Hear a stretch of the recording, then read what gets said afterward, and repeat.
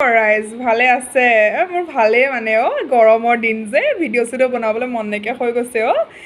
কথা কেইটামান কওঁ বুলিহে আহিলোঁ বুজিছেনে হেৰি মানে কাৰেণ্ট আছে নাই বাৰু আপোনালোকৰ ফালে আমাৰ মানে কাৰেণ্টটো হেৰি কিনো ক'ব আৰু বুজিছেনে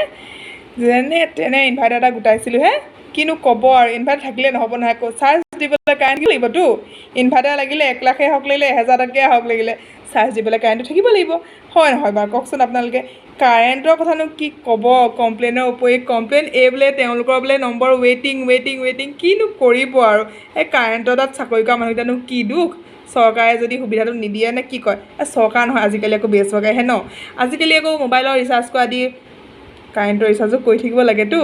সেইকাৰণে এলাৰ্টটো দি থাকে ৰিচাৰ্জ কৰা কিন্তু ৰিচাৰ্জ কৰা এলাৰ্টটো যেনেকৈ দিয়ে তেনেকৈ যদি কাৰেণ্টটো দিলেহেঁতেন কৈছোঁ নহয় মানুহবোৰ এনেকুৱা শুকাইখিনি নমৰিবলগীয়া নহ'লহেঁতেন বুজিছে এতিয়া গৰমত কথাটো কওকচোন বাৰু আপোনালোকে বাৰু এই পানী খাবলৈ পানী কণো যদি মানুহে নেপাবলৈ হয় কি গতি হ'ব বাৰু কওকচোন কালি আপোনাৰ ঘৰত পানী আছিলে আপুনি ব্যৱহাৰ কৰিলে সেই টেংকিটোৱে আপোনাৰ যিমানখিনি সুবিধা যিমানখিনি ধৰে সিমানখিনিয়ে ল'ব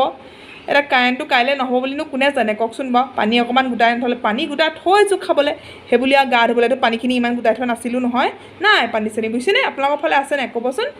হেৰি মানে ধেমালিহে কৰিছোঁ আকৌ দেই মই আকৌ সঁচাকৈ বুলি ভাবি নল'ব হৈছে বুজিছেনে কথাবোৰ মানে গোটেই অসমত কাৰেণ্টৰ যি হাহাকাৰ যিমানে আপোনাৰ ঘৰত হেৰি থাকক ইনভাৰ্টাৰ থাকক চব মানুহৰ ইনভাৰ্টাৰ নাথাকে নহয় হয় নহয় কওকচোন বা ইনভাৰ্টাৰ আমাৰ ঘৰতো নাই ইনভাৰ্টাৰ আমি গধূলি হ'লে কেণ্ডেল জ্বলাওঁ কাৰেণ্ট গুচি যায় বিচনী মাৰি থাকোঁ কি ডাঙৰ কথা কিন্তু হ'লেও দিয়কচোন কাৰেণ্টৰ সুবিধাটো ইমানটো থাকিব লাগে যে মানে মানুহৰ বোলে এই গৰমত ক'ৰবাৰ পৰা আহিছে আপুনি বহি অকণমান ফেনৰ তলত বহিলে অকণমান ঠাণ্ডা অনুভৱ কৰিব হয় নহয় আগতে গছ গছনি নাই নহয় বোলে গছ তলত বহি থাকিমগৈ নে কি কয় আপোনালোকে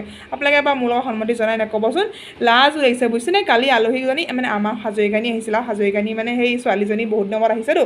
এই ঘৰলৈ হোষ্টেলৰ পৰা এই চাহ অকণ খাওঁগৈ বোলে আণ্টিৰ ওচৰত মই বোলো আহা ছোৱালীজনী মোৰ বিৰাট ভাল লাগে বুজিছেনে বৰ নম্ৰ ভদ্ৰ একেবাৰে হেৰি ভাল কিবা এটা পঢ়ি আছে পঢ়াটো কি আছিলে পাহৰি থাকিলোঁ ৰ'ব তাৰপিছত মই বোলো আলহীজন চাহ একাপ দিছোঁহে চাহ একাপ দি বাকী নিছোঁহে কাৰেণ্টটো গ'লগৈ নহয় বুজিছেনে এনেনো লাজ লাগিছে নহয় ইনভাৰ্টাৰটো লগাই দি ভাবিছোঁ চাৰ্জো নাই নহয় আকৌ উপায় নাই কিনো ক'ব আৰু বুজিছেনে বিচনীখনকে হাউতকৈ উলিয়াই দিছোঁ মই বোলো হাজাৰে তোমাৰ কাৰেণ্ট থাকক ইনভাৰ্টাৰ থাকক বিচনী সমান হ'ব নোৱাৰে বাঁহৰ বিচনী এখন নহ'লে সেই কাগজৰ হেৰি কাটি আমি আগতে কি কয় ধূপৰ যে হেৰি পেকেটটো তাৰ পৰাও বনাইছিলোঁ বিচনী বুজিছেনে সেইবোৰো কামত দিয়ে কিন্তু আপোনাৰ এই ইলেক্ট্ৰিচিটি মানে কাম নাই কোনো ধৰণৰ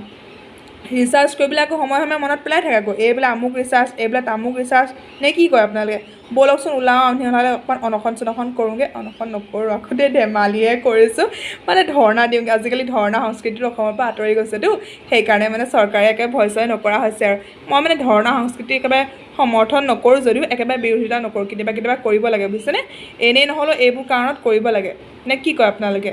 বাৰু আজিলৈ আহোঁ বৰকৈ নকওঁ আৰু এই গৰমৰ দিন যে ভিডিঅ' চিডিঅ' বৰকৈ নবনোৱা হৈছে আৰু গগৈনীক পাহৰি যায় বুলি মাজে সময়ে আহি থাকোঁ আৰু নে কি কয়